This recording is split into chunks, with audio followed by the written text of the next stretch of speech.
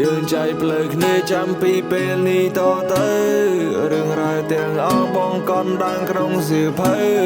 គូក្បាលបងចាំរត់ទង្វើដែលបានកើអូ baby អូនទៅបានឲ្យបងរស់យ៉ាងមិញទៅ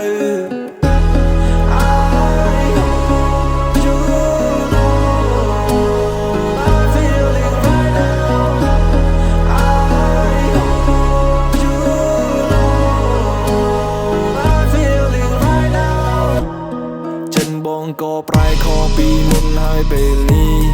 ចិនដែលខំស្មោះអូនបោះចោលដូចធូលីអូនរកគេដោយសារគេមានហ្វារ៉ារីអូនភ្លេចពីយើងសន្យាដែលបានចាក្នុងកំពី